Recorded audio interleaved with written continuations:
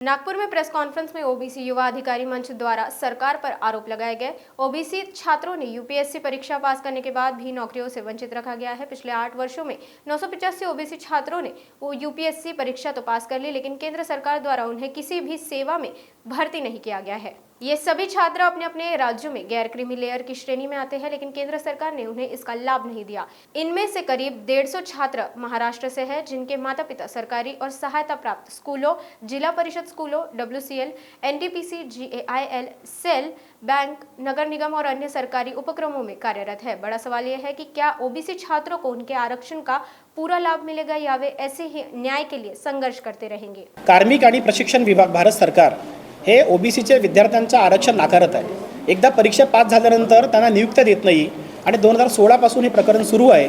2016 पासून 985 च्या आसपास विद्यार्थी आहेत, त्यामध्ये 150 विद्यार्थी महाराष्ट्रातील आहेत आणि या विद्यार्थ्यांच्या नियुक्त्या जेव्हा अडकवल्या 2016 ला, तेव्हा हे विद्यार्थी कोर्टात गेले, कॅटमध्ये गेलेत आणि दिल्ली हायकोर्ट, मद्रास हायकोर्ट अशा ठिकाणी हे विद्यार्थी जिंकलेत। यांच्या बाजूने निकाल लागला।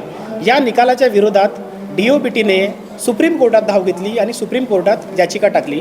ती 2017 ची याचिका आतापर्यंत 2024-25 पर्यंत तिची सुनावणी झालेली नाही। म्हणून सर्व विद्यार्थी अडकून पडलेले आहेत की आम्ही पास झालोत नक्कीच की नाही, या पद्धतीने अडकून पडलेले आहेत। तर आता सध्या घडीला आमच्याकडे सुप्रीम कोर्टात तर आम्ही जाऊ शकत नाही। आमच्याकडे एक अशी विनंती आम्ही NCBCच्या चीफला करतोय।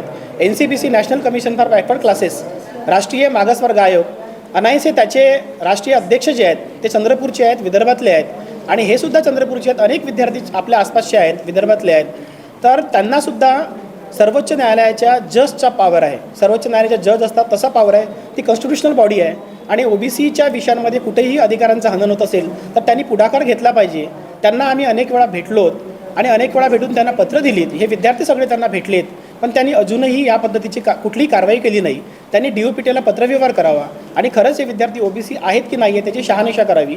आणि जर हे विद्यार्थी ओबीसी असतील, जर यांना नॉन क्रिमिनल यांना मिळतोय महाराष्ट्रामध्ये, हे डेप्टी कलेक्टर डिव्हाइससाठी जे इलिजिबल आहेत तर तिथे सुद्धा इलिजिबल व्हावेत।